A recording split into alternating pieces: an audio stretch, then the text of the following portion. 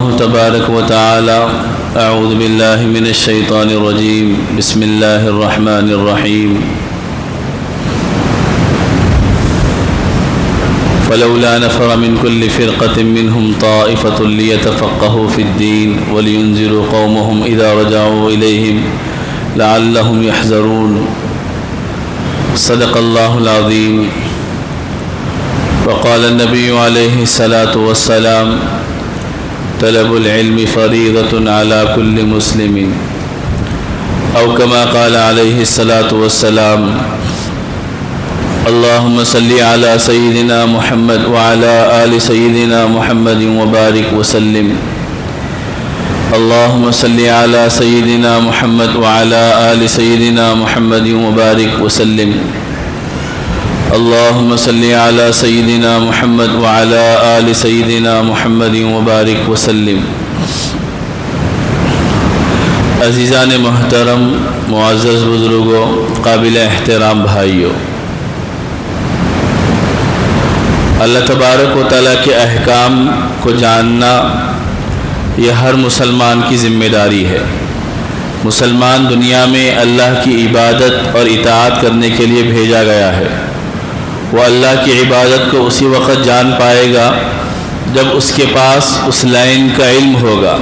اللہ تبارک و تعالیٰ نے کیا جائز قرار دیا ہے، کیا ناجائز قرار دیا ہے، کیا حلال کیا ہے، کیا حرام کیا ہے، کن کاموں کو کرنے سے اللہ راضی ہوتے ہیں اور کن کاموں کو کرنے سے ناراض ہوتے ہیں.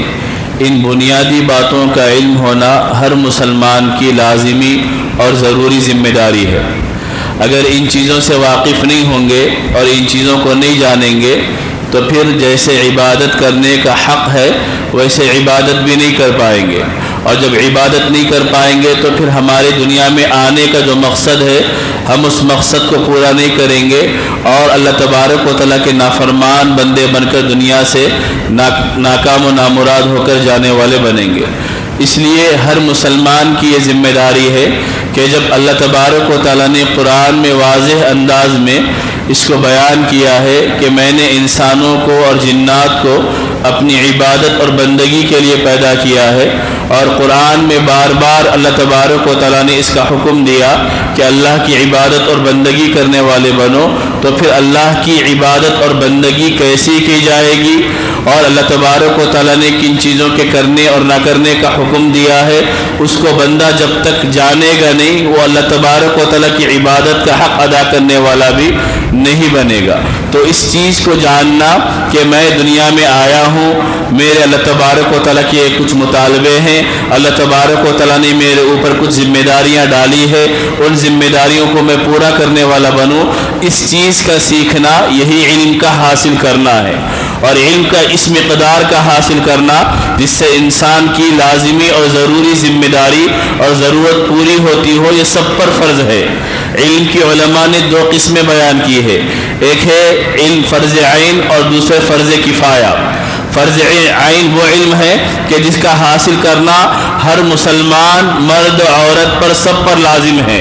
جیسے ایک مسلمان نماز پڑھنے کے قابل ہو جائے تو نماز پڑھنا شروع سے آخر تک اس کا علم ہونا یہ ہر مسلمان کی ذمہ داری ہے کہ وہ اس کو سیکھنے والا بنے. اگر وہ اس مقدار علم کو بھی نہیں سیکھیں گا، یعنی فرض عین والا علم نہیں سیکھیں گا، تو قیام وہ گناہگار ہوں گا اور اللہ تبارک و تعالیٰ کے پاس اس کا مواخذہ ہوگا، اللہ تبارک و تعالیٰ کے پاس اس کی پکڑ ہوگی. اللہ تبارک و تعالیٰ پوچھیں گے کہ تم نے اتنا علم حاصل کیوں نہیں کیا تھا کہ جس سے تمہارے اوپر عائد ہونے والے فرائض اور واجبات کو تم صحیح معنی میں ادا کر سکو. تو ایک علم فرض عین ہے کہ جس کا حاصل کرنا ہر مسلمان مرد و عورت پر لازم فرض اللہ نے قرار دیا. اسی کو حدیث میں اللہ کے نبی نے فرمایا: طلب العلم فریضۃ علی کل مسلم. اللہ تبارک و تعالیٰ نے ہر مسلمان چاہے وہ مرد ہو یا عورت ہو اس پر علم کو حاصل کرنا فرض قرار دیا ہے، تو اس سے مراد وہی علم ہے کہ جو انسان کو لازمی طور پر حاصل کرنا ہے۔ جیسے نماز کا ایک مسئلہ ہے، نماز پڑھنے سے پہلے وضو کرنا ہے تاکہ ہماری نماز درست ہو، تو وضو کیسے درست ہوگا، وضو میں کیا فرائض اللہ نے رکھے ہیں، وضو میں کیا سنتیں ہیں، وضو میں کیا آداب و مستحبات ہے تاکہ میرا وضو درست ہو جائے۔ جب میرا وضو درست ہوگا تو اس کے بعد پھر میں نماز پڑھ سکوں گا۔ پھر نماز میں کیا فرائض ہے، نماز میں کیا واجبات ہے، نماز میں کیا سنتیں ہیں اور نماز کن چیزوں سے ٹوٹ جاتی ہے، ان بنیادی باتوں کا سیکھنا یہ ہر مسلمان کی ذمہ داری ہے۔ جو اللہ کے احکام کا مکلف بنے گا، جو شریعت کی تعلیمات کا مکلف بنے گا، اس کے اوپر ان حکموں کو جاننا ضروری اور لازم ہے۔ اگر وہ نماز پڑھے گا اور نماز کو جیسا سیکھنا ہے اور نماز کو جیسا پڑھنا ہے ویسا پڑھنے والا نہیں بنے گا، تو پھر اللہ تبارک و تعالیٰ کے پاس اس کی پکڑ ہوگی، پوچھ ہوگی، اور وہ اپنے فریضے کو صحیح معنی میں ادا کرنے والا نہیں بنے گا۔ اب ہم تھوڑی دیر کے لیے جائزہ لے کر دیکھیں گے تو آپ کو معلوم ہوگا کہ کتنے مسلمان ایسے آپ کو ملیں گے جو وضو کے فرائض سے واقف ہے، وضو کی سنتوں سے واقف ہے، وضو کی نواقص سے واقف ہے، وضو کے آداب سے واقف ہے۔ ہم وضو کرتے جا رہے ہیں، ایک زندگی کا بڑا عرصہ گزر گیا، بڑا حصہ گزر گیا، لیکن وضو کے اندر جو فرض اللہ نے نبی نے بتائے ہیں ان فرضوں سے واقف نہیں ہے۔ نبی کی سنتیں کیا ہے وضو کے اندر اس سے واقف نہیں ہے۔ کن چیزوں کی وجہ سے وضو ٹوٹ جاتا ہے ان سے واقف نہیں ہے۔ نماز ہم پڑھ رہے ہیں، نماز اللہ اکبر سے لے کے سلام پھیرنے تک کتنے فرائض ہے، کتنے واجبات ہے، کتنی سنتیں ہیں، اور کیا کام کرنے سے ہماری نماز ٹوٹ جاتی ہے اور نماز فاسد ہو جاتی ہے، اس کا علم نہیں ہے۔ اگر یہ علم کو نہیں سیکھیں گے، اس علم کو نہیں جانیں گے اور ایسے ہی زندگی گزارتے رہیں گے تو اللہ تبارک و تعالیٰ کے پاس پکڑ ہوگی۔ یہ علم سیکھنا جاننا لازم اور ضروری ہے۔ ایک بندہ روزہ رکھنے کے قابل ہو گیا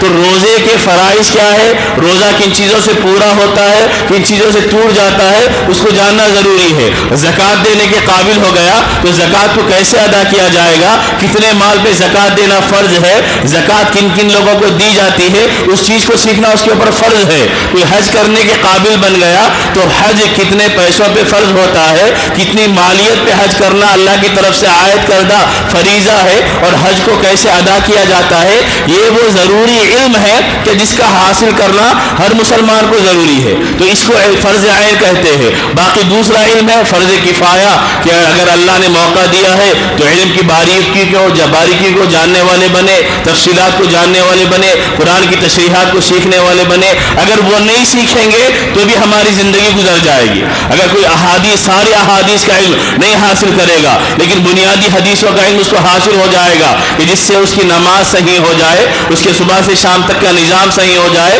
تو اللہ تبارک و تعالیٰ کے پاس وہ کامیاب ہو جائے گا۔ باقی تفصیل کے ساتھ علم سیکھنا، علم کی باریکیوں کو حاصل کرنا، علم کی تشریحات کو حاصل کرنا، یہ ہر ایک کے اوپر لازم اور ضروری نہیں ہے۔ کچھ لوگوں کا ہونا ہر معاشرے میں اور سماج میں ایسے لوگوں کا ہونا ضروری ہے جو علم کی پوری گہرائی کو حاصل کرنے والے ہو، علم کی ساری باریکیوں کو حاصل کرنے والے ہو، جس کو ہمارے پاس علماء کہا جاتا ہے کہ جو علماء اپنی زندگی کو پورے علم کو حاصل کرنے کے لیے لگاتے ہیں، جن کی زندگی کا پورا مقصد قرآن کے علوم کو جاننا، حدیث کے علوم کو جاننا، مسائل کے علوم کو جاننا، تفسیر کے علوم کو جاننا اور امت تک ان چیزوں کو پہنچانا ہے۔ تو یہ علم دو طرح کا ہے، علم میں فرض عین اور فرض کفایہ۔ فرض عین جس کا سیکھنا ہر ایک پر ضروری ہے، اور فرض کفایہ چند لوگ سیکھ لیں گے تو ان کی ذمہ داری ادا ہو جائے گی۔ جیسے اگر ہم پوری تشریحات کے ساتھ سارے مسائل کو نہیں جانے تو ہمارے سے کل قیامت کے دن مواخذہ نہیں ہوگا، لیکن اس پر پکڑ ہوگی کہ نماز پڑھنے کے قابل تھے لیکن نماز کے مسئلے ہم نے کیوں نہیں سیکھے۔ تو آج اس کی ضرورت ہے، جتنی جہالتیں ہمارے سماج میں ہیں، جتنی بے دینیاں ہماری سماج میں ہے، اس کی بنیادی وجہ یہ ہے کہ ہمارے پاس مسلمانوں کے پاس جو فرض عین والا علم ہونا چاہیے وہ علم بھی مسلمانوں کے پاس نہیں ہے۔ حضرت عمر رضی اللہ تعالیٰ عنہ، کاروبار ہم لوگ کرتے ہیں، کتنے لوگوں کو کاروبار کا علم ہے، کون سا کاروبار کرنا چاہیے، کون سا کاروبار نہیں کرنا چاہیے، کہاں پیسوں کو انویسٹ کرنا چاہیے، کہاں پیسوں کو انویسٹ نہیں کرنا چاہیے، کس سے پیسے حلال ہوتے ہیں کس سے حرام ہوتے ہیں، واقفیت نہیں ہوتی۔ بس ایک لالچ پیدا ہو جاتی ہے کہ آمدنی ہماری ہو جائے، ہم پیسوں کو لگا دیتے ہیں، بعد میں جب پیسے ڈوب جاتے ہیں تو پھر افسوس و ملال انسان کرتا ہے۔ حضرت عمر رضی اللہ عنہ کے بارے میں ہے کہ وہ فرمایا کرتے تھے کہ جو ہماری مارکیٹ میں بازار میں تجارت کرنا چاہے تو اس کو تجارت تجارت کے سارے علوم کو سیکھ کر ہمارے بازار میں آنا چاہیے. اگر وہ ہمارے بازار میں بغیر تجارت کے علم کو سیکھ کر آئے گا تو وہ کسی نہ کسی طرح سود کے اندر مبتلا ہو جائے گا. اور وہ درہ ان کا جو کوڑا ہوتا اس کوڑے سے مارا کرتے تھے جس کے پاس تجارت کا علم نہ ہو. تو اتنا زیادہ اہتمام کے ساتھ شریعت نے، اسلام نے، دین نے ہم کو بتایا ہے. اب وہ چیزیں نہیں ہیں، ہمارے پاس نہیں ہے کہ یہ دین کی باریکی ہے، دین کی بنیادی چیزیں کیا ہے، عبادات میں کیا حلال و حرام ہے، جائز و ناجائز ہے، معاملات میں کیا جائز و ناجائز ہے، معاشرت میں کیا جائز و ناجائز ہے، اخلاقیات میں کیا جائز و ناجائز ہے، اس سے واقف نہیں ہے. عقائد ہمارے خراب ہے، عقیدہ ہمارا کمزور پڑا ہوا ہے. اللہ سے مانگنے کے بجائے غیر اللہ کے سے بھی مانگا جا رہا، اللہ کے سامنے سر جھکانے کے بجائے غیر اللہ کے سامنے بھی سر جھکایا جا رہا. اس وجہ سے کہ عقیدے کا جو بنیادی علم ہونا چاہیے وہ عقیدے کا بنیادی علم نہیں ہے.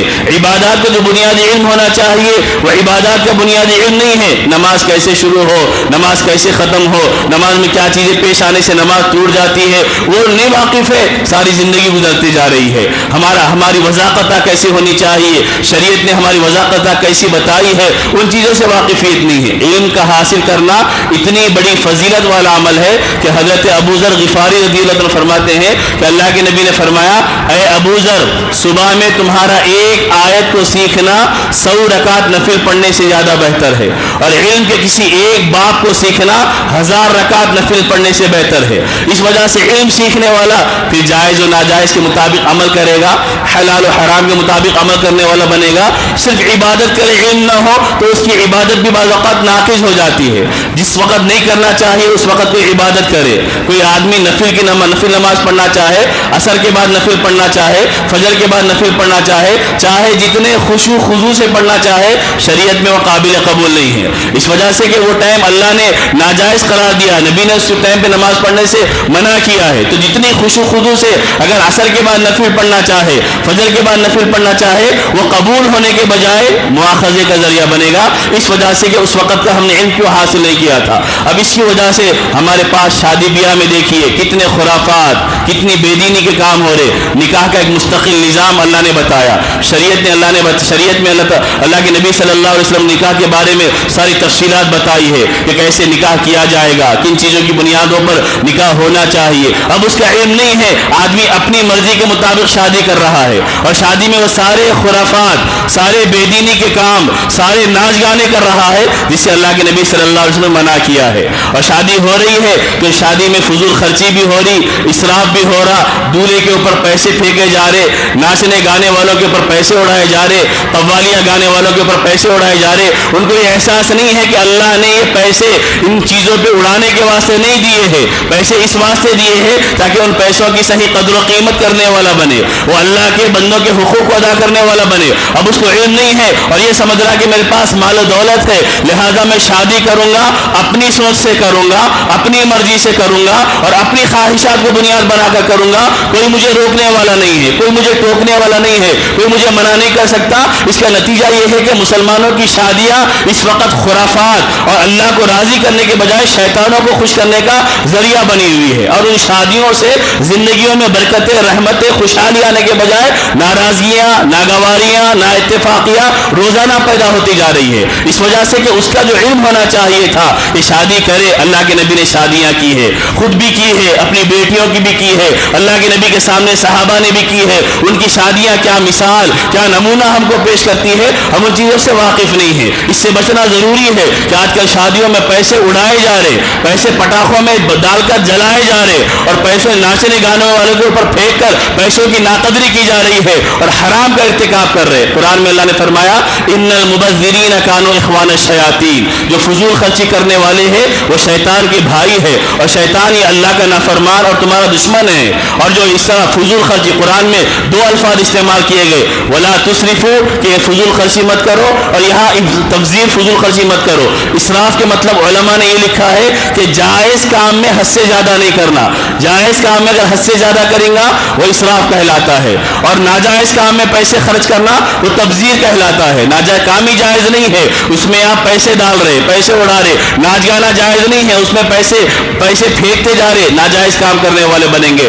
جائز کام میں ایک لمٹ ہے، حد ہے، اس حد سے زیادہ انسان پیسوں کو استعمال کر رہا تو وہ فضول خرچی کرنے والا بنے گا. تو اس کا علم ہونا ضروری ہے. کون سی چیزیں حلال ہے کون سی چیزیں حرام ہے اس کا علم نہیں ہے. سطر کتنا ہے ایک مسلمان نوجوان کے لیے, مرد کے لیے کتنا سطر ہے, عورت کے لیے کتنا سطر ہے, اس سے ہمارے نوجوان خاص طور پر واقف نہیں ہے. ایک مرد کا سطر ناف سے لے کے گھٹنے تک یہ سطر ہے, اس کا چھپانا ہر حال میں فرض ہے, اس کا دکھانا گناہ والا عمل ہے. ایک مسلمان مرد اپنے سطر کو دکھانے والا بنے. اب اس کا علم نہیں ہے تو نتیجہ یہ ہے کہ آج ہمارے پاس معاشرے میں ایک نوجوانوں کو آپ بڑی تعداد میں دیکھیں گے جو شارٹس پہن کے باہر نکل رہے, ہاف پینٹ جو ہوتا ہے گھٹنے سے اوپر پہنے ہوئے ہے, گھر میں بھی رہ رہے باہر بھی رہ رہے, جس سے گھٹنا نظر آ رہا, یہ حرام ہے. خود گھر میں اپنے دوسرے افراد کو علماء نے یہاں تک لکھا ہے کہ مرد کا سطر بھی بغیر ضرورت کے دیکھنا جائز نہیں ہے. مرد کا سطر بھی بغیر ضرورت کے دیکھنا جائز نہیں ہے. اور آپ بازاروں میں جا رہے, مارکیٹ میں جا رہے, گھروں کے پاس پھر رہے اور ہاف پہنے ہوئے ہیں, شارٹ پہنے ہوئے ہیں جو گھٹنے سے اوپر ہے, خود بھی حرام کا ارتکاب کر رہے اور دوسروں کو بھی حرام کے ارتکاب کرنے پہ مجبور کر رہے. علم نہیں ہے, اس کو فیشن سمجھا جا رہا اور پہن رہے ہیں اور باہر نکل رہے ہیں, حرام کا ارتکاب کرنے والے بن رہے. بنیاد علم جو ہونا چاہیے اس علم سے ناواقفیت ہے. مردوں کے لیے اللہ تبارک و تعالیٰ نے زیور کو حرام کیا ہے. زیور یا عورتوں کے لیے ہے, سونا پہننا عورتوں کے لیے ہے, چاندی پہننا عورتوں کے لیے ہے, مرد کے لیے نہیں ہے. مرد کے لیے چاندی کی صرف 4 ماشا چاندی پہننے کی گنجائش شریعت میں دی ہے. 4 ماشا چاندی کی وہ ایک انگوٹھی پہن سکتا, ایک سے زیادہ انگوٹھی بھی نہیں پہن سکتا, صرف 4 ماشا چاندی کی انگوٹھی پہن سکتا. لیکن آپ کتنے نوجوان ہیں, کتنے بچے ہیں جن کو دیکھیے گلوں میں چین ڈالے ہوئے ہیں, ہاتھوں میں چین ہے, ہاتھوں میں کڑے پہنے ہوئے ہیں, جو ایک مسلمان کا شیوا نہیں ہے. اللہ کے نبی صلی اللہ علیہ وسلم نے اس سے منع کیا کہ تم غیروں کی مشابہت اختیار کرنے والے مت بنو اور اپنے آپ کو نبی کی تعلیمات کی مخالفت کرتے ہوئے فیشن سمجھ کے, اپنے آپ کو اچھا سمجھ کے, فلاں نے ایسی لاکٹ ڈال لی تھی, فلاں نے ایسی چین ڈال لی تھی, فلاں ایسی زنجیر پہنتا ہے لہذا میں بھی زنجیریں پہنوں گا, میں بھی اپنے گلے میں زنجیریں پہنوں گا, ہاتھ میں زنجیریں پہنوں گا. یہ جائز نہیں ہے. ماں باپ کی ذمہ داری ہے اگر ان کی نگاہوں کے سامنے ان کا بیٹا ہاتھ میں چاندی کی چین پہنا ہوا ہے یا کسی اور دھات کی چین پہنا ہوا ہے, وہ روکنے والے بنے. جیسے بچے کو غلط کام کرتا ہوا دیکھ کر ہم روکتے ہیں تو اسی طرح یہ بھی غلط کام کر رہا ہمارا بیٹا, یہ بھی غلط کام کر رہا ہمارا بچہ جو ہاتھوں میں چین یا گلے میں چین. ایک بڑی تعداد نوجوانوں کی ملے گی. یہ اچھے اخلاق والے لوگوں کا مزاج نہیں ہے. ہو سکتا ہے جو دادا گیری کرنے کا ذوق رکھتے ہو وہ لوگ اس طرح ڈالتے ہیں, لیکن مہذب شریعت پر چلنے والے, دین پر عمل کرنے والے, نبی کی تعلیمات پر عمل کرنے والے, ان کا طریقہ نہیں ہے. یہ ان کا طریقہ تو وہ ہوگا جو نبی کو پسند ہے, جو طریقہ نبی نے اختیار کیا اس طریقے کو اختیار کرنا ہماری ذمہ داری ہے. بال رکھے جا رہے, اللہ کے نبی صلی اللہ علیہ وسلم نے بالوں کے بارے میں علم دیا کہ ہمارے سر کے بال کیسے ہونا چاہیے. سر کے بال بھی رکھے جا رہے, کسی ایکٹر کو دیکھ کر بال رکھ رہے, کسی کرکٹر کو دیکھ کے بال رکھ رہے, کسی ناچنے گانے والے شیطان کی بے حیائی کو عام کرنے والوں کے طریقوں کو دیکھ کر نوجوان ہمارے بال رکھ رہے. اوپر بال بڑے ہیں اور نیچے بالکل بال نکال دیے جا رہے. اللہ کے نبی صلی اللہ علیہ وسلم منع کیا ہے. حضرت عبداللہ ابن عمر رضی اللہ عنہ کی روایت ہے کہ اللہ کے نبی نے قضا سے منع کیا. صحابہ نے پوچھا, حضرت نافع جو حضرت عبداللہ ابن عمر کے شاگرد ہے انہوں نے حضرت عبداللہ ابن عمر سے پوچھا کہ قضا کیا ہے, تو انہوں نے فرمایا کہ کچھ بالوں کو بڑا رکھا جائے, کچھ بالوں کو چھوٹا رکھا جائے. اللہ کے نبی صلی اللہ علیہ وسلم نے اس سے منع کیا ہے. ہمارے گھرانوں میں, ہمارے جان پہچان میں آپ اپنے بچوں کو دیکھیے اوپر کے بال کتنے بڑے رکھے اور نیچے کے بال بالکل غائب کر دے رہے. وہ کرکٹر رکھا تھا, وہ ناچنے والا گانے والا رکھا تھا, لہذا ہم بھی اس کے فیشن کو اپنائیں گے. اللہ کے نبی کے طریقے سے بڑھ کر ایک مسلمان کے لیے کسی کا طریقہ ہو سکتا ہے؟ حدیثوں میں اللہ کے نبی کے بال رکھنے کے طریقے بھی ذکر کیے گئے ہیں. اللہ کے نبی کے بال 3 طرح کے ہوتے تھے, وفرا, لما, جمہ. یہ 3 طرح کے اللہ کے نبی کے زلفیں ہوتی تھی. ایک کانوں کی لو تک, دوسرا کانوں کی لو سے نیچے تک اور تیسرا مونڈے کے قریب تک. یہ 3 انداز نبی صلی اللہ علیہ وسلم کے ہوتے تھے. ہم نے کبھی اپنے نبی کے بالوں کے بارے میں نہیں جانا کہ میرے نبی صلی اللہ علیہ وسلم کے بالوں کا اسٹائل کیسا تھا اور ان کے بال رکھنے کا طریقہ کیسا تھا, ان کی زلفیں کیسی تھی. جو دنیا کی سب سے بہترین طریقے زندگی دینے والے، لیکن ہم کو معلوم ہے کہ کس نے کس فلم میں کس انداز کے بال رکھے ہیں، ہم سمجھتے ہیں کہ اس کے انداز کے بال رکھ کر ہم سب سے زیادہ ترقی یافتہ بن جائیں گے۔ ہم ترقی یافتہ نہیں بنیں گے، ہم تنزلی کا، ذلت کا، خاری کا، ناکامی کا، نامرادی کا شکار ہوتے جائیں گے۔ اس وجہ سے کہ جو نبی کے طریقے کو چھوڑ کر جیے گا وہ کامیاب ہونے والا نہیں ہوگا، کامیاب وہی ہوگا جو نبی کے طریقے کو اپنانے والا بنے۔ تو یہ جو بنیادی باتیں ہیں کہ جس کی ہمارے پاس کوئی اہمیت نہیں ہے، اس کی وجہ یہ ہے کہ دین کا جو بنیادی علم ہونا چاہیے تھا اس کی ہمارے پاس کوئی اہمیت نہیں ہے۔ اس اہمیت نہیں ہونے کے نتیجے میں ہم منمانی انداز میں جینے والے بن رہے، منمانی انداز میں طریقوں کو پورے کرنے والے بن رہے، اور ہم یہ سمجھ رہے کہ ہم آزاد ہیں۔ ہم آزاد نہیں ہیں۔ ہم نے لا الہ الا اللہ محمد رسول اللہ کا کلمہ پڑھ کر نبی کی غلامی کا اقرار کیا ہے۔ ہم نے لا الہ الا اللہ محمد رسول اللہ کا کلمہ پڑھ کر اللہ کی بندگی کا اعتراف کیا ہے، اور ہم نے اس بات کا اقرار کیا ہے کہ میری کوئی مرضی نہیں ہے، میری کوئی خواہش نہیں ہے، میں وہی کام کروں گا جو اللہ نے حکم دیا ہے، اور میں وہی کام کروں گا جو نبی نے کر کے بتایا ہے۔ ایک آدمی وہ ہے کہ جس کو کسی مجبوری کی وجہ سے کسی خاص نوکری ملازمت میں، جیسے ملٹری وغیرہ میں ان کو خاص بال رکھنا ضروری ہوتا ہے، تو ان کے لیے الگ اجازت ہے، لیکن ہم سارے کے سارے اس طرح نوجوان کرتے رہے اور فیشن کے دلدادہ بن جاتے رہے اور نبی کی تہذیب کو چھوڑتے رہے، نبی کے طریقے زندگی کو فراموش کرتے رہے، تو میرے بزرگوں، میرے بھائیوں، یہ امت کی ترقی نہیں ہوگی، یہ امت کی ناکامی ہوگی۔ یہ امت اور امت کے نوجوان اور مسلمان معاشرہ اپنے دین کا صحیح معنوں میں انسانوں کے سامنے تعارف پیش کرنے والا نہیں بنے گا، بلکہ اپنی تعلیمات کو فراموش کر کے اپنے دین کی نہیں دوسروں کے طریقوں کی قدر و قیمت جاننے والا بنے گا۔ اس وقت بہت زیادہ ضرورت ہے ہم بنیادی چیزوں کو جاننے والے بنے کہ میرے اوپر کن کن چیزوں کو سیکھنا ضروری ہے۔ میں کاروبار کروں تو کیسے کروں، میں معاملات کروں تو کیسے کروں، میں معاشرت کروں تو کیسے کروں۔ قرآن کی سب سے بڑی آیت جو نازل ہوئی وہ اس بارے میں ہے کہ جس میں معاملات کرنا ہے تو لین دین کرنا ہو تو لکھنا پڑھنا ضروری ہے، کیونکہ اگر انسان لین دین کے معاملات میں لکھائی پڑھائی نہیں کرے گا، بعد میں جھگڑے ہوں گے، اختلافات ہوں گے، انکار کرنے والا بن جائے گا۔ تو سب سے زیادہ اہتمام کیا گیا کہ تم ہر چیز میں شریعت کی چیزوں کو سامنے رکھو اور شریعت کے نظام کے مطابق جینے والے بنو۔ ہمارے پاس ان چیزوں کا علم نہیں ہے اور زندگیاں گزرتے جا رہی ہے، تو چیزیں سیکھنا بڑوں کی بھی ذمہ داری ہے، بچوں کی بھی ذمہ داری ہے، نوجوانوں کی بھی ذمہ داری ہے کہ فرض عین والا علم سیکھنا ہم ضروری ہے۔ حکیم الامت حضرت مولانا اشرف علی تھانوی رحمۃ اللہ علیہ فرماتے ہیں کہ فرض عین والا علم سیکھنا ہے تو اس کا آسان طریقہ یہ ہے کہ ہفتے میں 1 یا 2 گھنٹے انسان نکالے، کسی عالم کے پاس جائے اور ہفتے میں 2 گھنٹے اس کے پاس دے، تو سال میں فرض عین والا جتنی ضروری باتوں کو جاننا اس کے اوپر لازم ہے، اتنی ساری باتوں کو 1 سال کے اندر وہ جاننے والا بن جائے گا۔ کیونکہ وقت نکالتے نہیں ہیں دنیا کی ہر چیز کے لیے، وقت نکالنا ہمارے پاس آسان ہے، دین سیکھنے کے لیے علماء کے پاس جا کر بیٹھنے کے لیے ہمارے پاس وقت نہیں ہے۔ سوشل میڈیا انٹرنیٹ کا دور ہے اور یہ سمجھ رہے کہ ہم انٹرنیٹ پر سرچ کر لیں گے ہم کو معلوم ہو جائے گا۔ دین حقیقی معنی میں جو سیکھا جا سکتا ہے وہ کسی ماہر کے سامنے بیٹھ کر سیکھا جا سکتا ہے۔ باقی انٹرنیٹ وغیرہ سے تو معلومات میں اضافہ ہو جائے گا، اور بعض اوقات ہم کو یہ بھی معلوم نہیں ہوتا کہ بولنے والا کیسا ہے، صحیح بول رہا ہے یا غلط بول رہا، کوئی چیخ کے بول رہا تو ہم یہ سمجھتے کہ واقعی دلیل ہے اس کے پاس اور اتھینٹک بات کر رہا ہے، اس واسطے کہ سامنے کتابیں ہیں اور وہ زوردار انداز میں بول رہا۔ جبکہ آپ تحقیق کریں گے تو معلوم ہوگا وہ جھوٹی دلیلیں دے کے لوگوں کو گمراہ کرتے ہیں، جھوٹی باتیں بتا کر لوگوں کو کنفیوز کرتے ہیں۔ تو اس وجہ سے ذمہ داری ہے کہ ہمارا ربط ہونا چاہیے تاکہ ہم بنیادی باتوں کو سیکھنے والے بنے۔ یہ جو چیزیں میں نے ذکر کی ہے کہ شادی میں پیسے اڑانا، ناچ گانا کرنا اور پٹاخے وغیرہ پھوڑنا ناجائز حرام ہے، یہ دین کا علم نہیں ہونے کی وجہ سے ہمارا سماج اس کے اندر مبتلا ہے۔ اور شارٹس پہننے کے بارے میں جو میں نے ذکر کیا ہے کہ نوجوانوں کی بڑی تعداد دیکھنے میں آ رہی، بازاروں میں باہر نکل رہے شارٹس پہنے ہوئے، ہاف پینٹ پہنے ہوئے ہیں، نکر پہنے ہوئے ہیں، گھٹنے سے اوپر ہے، کوئی خیال نہیں ہے، حرام کام کر رہے، ہم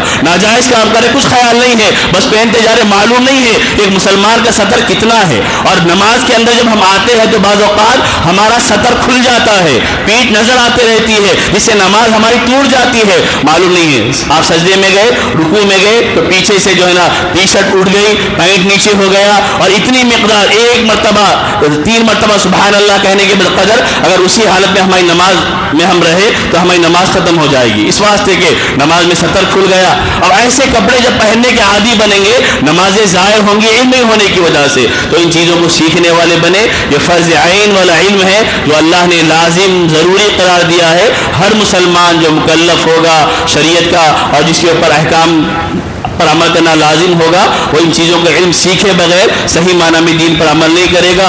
दीन पर अमल नहीं करेगा तो ना दुनिया हमारी बनेगी ना आखिरत हमारी बनेगी। हम काम करते रहेंगे, आखिरत में जाने के बाद ऐसा मालूम होगा कि हमारे काम तो सारे के सारे ज़ाय हो गए।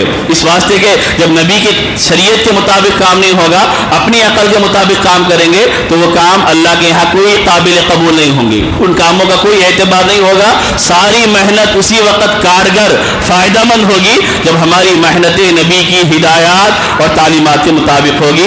फिक्र करें हम भी और हमारी निगाहों के सामने अगर हमारे छोटे इस तरह के काम करते हैं तो हम उनको रोकने वाले बने। बच्चे हाथ में चैन पहन रहे, गलों में जंजीरें डाल रहे, अल्लाह ने बाप बनाया है, जिम्मेदार बनाया है, सरपरस्त बनाया है, अपनी ताकत को इस्तेमाल करे, मना करे कि बेटा ये हमारा काम नहीं है, ये शरीयत के जानने वालों का, ये मुसलमानों का काम नहीं है, ये तो अवारे किस्म के लोगों का काम हो सकता है। आप तहजीब वाले, अखलाक वाले और अच्छी तालीमात रखने वाले हैं, लिहाजा आप इनको अपनाइए। माँ अल्लाह तबारक व तआला से दुआ फरमाए कि सही माना में सही इल्म अमल की तौफीक अता फरमाए। व आखिरु दावाना अनिल हम्दुलिल्लाहि रब्बिल आलमीन।